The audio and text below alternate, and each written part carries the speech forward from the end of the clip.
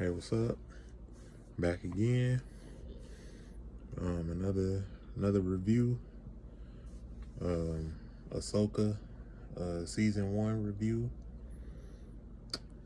I'm a big Star Wars fan. I've been a fan of most of the shows. Since they took a little hiatus with the on the movie side.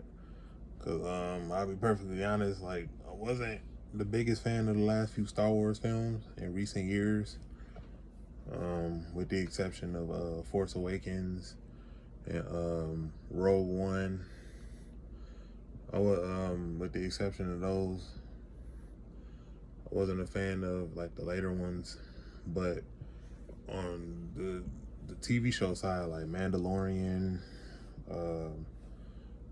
Clone Wars, Rebels, the Bad Batch, stuff like that. And I'm a big fan of the Ahsoka Tano character from Clone Wars and Rebels. And, seeing her in live action from Mandalorian, debuting in Mandalorian, played by the lovely and beautiful Rosario Dawson. It's no secret, I'm a huge Rosario Dawson fan. As far as like two main female actors that I really love the most in Hollywood is Rosario Dawson and Zoe Saldana. I probably gush over the two of them the most. I just love like their work, their body of work. So, Rosario, she was perfectly cast in this role. Pretty much, it's pretty much like Ahsoka season 1 is pretty much Star Wars Rebels season 5, pretty much, just in live action, pretty. Like all of the main most of the main characters from that show is with the exception of the one Kanan Jarrus, who is his character died in the show Rebels, so we don't see a live action version of him. But this shit was great, man. This show has been a somewhat of a mixed bag for certain Star Wars fans, but people like to bitch and complain about it over every little thing, so you can't please everybody. But I love this show, man. Like I said, it was 8 episodes. I'm not gonna do a rundown of all the episodes. I'm gonna just give an overall review of the main story arc for season 1, and pretty much where it left off, and what we can get in the second season. Like Mandalorian season 4 and any of the future Star Wars movies down the line. Pretty much we meet up with Ahsoka Tano. She's in search of Grand Admiral Thrawn. She's in search of him, as she was hearing rumors about a possible return, and she already knows, even though she never physically met him in person, but she knew of him, and she knew like the major threat he was throughout the galaxy. So she pretty much spends majority of the season searching for him and trying to stop him from coming to power once again, along with another long lost friend of hers, Ezra Bridger, who, like I said, from Star Wars Rebels. If you watch Star Wars Rebels, you already know who that character is. Then we meet up with another character, Sabine Wren, also from Rebels, also portrayed in live action.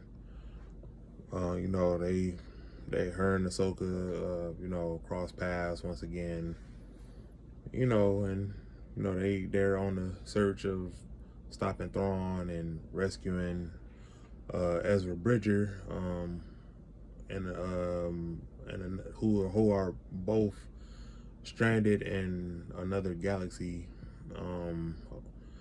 So that's pretty much the main plot of the season.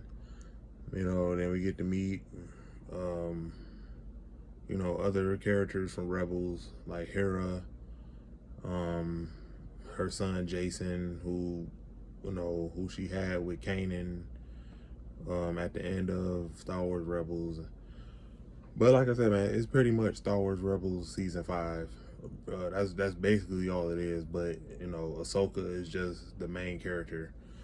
That's pretty much the only like main differences. But yeah, man, like the acting was great. The special effects were on point.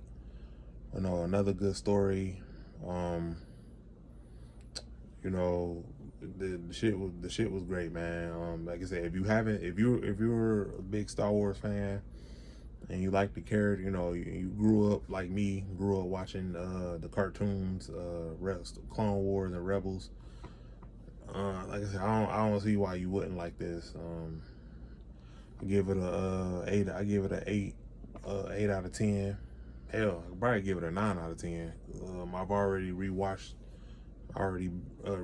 it, the entire first season. It holds up. I probably say the only episode I didn't like, that I felt like was a slow burn, was episode 6.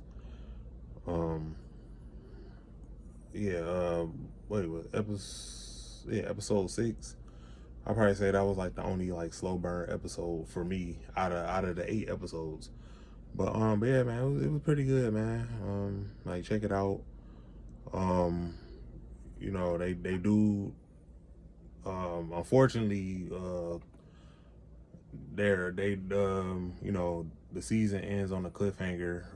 Pretty much. Teasing season 2. They do travel. They do find Grand Admiral Thrawn, who does return. To the main galaxy to resume where he left off at the end of Rebels. And they do find Ezra Bridger. First time seeing him in live action. Ahsoka and Sabine, they get stranded on in the other galaxy, and trying to find a way, trying to find a way back to the main galaxy so they can stop the Grand Admiral Thrawn. And then that's pretty much how the season ends.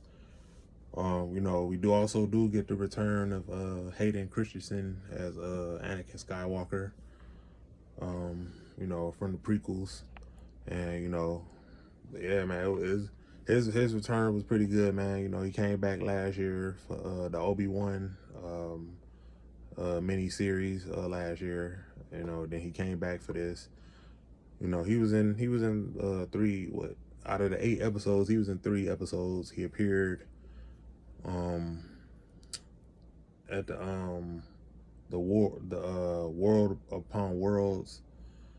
And then he appeared a second time as a hologram, and then he appeared a third time as a Force ghost, watching over his former student, Ahsoka.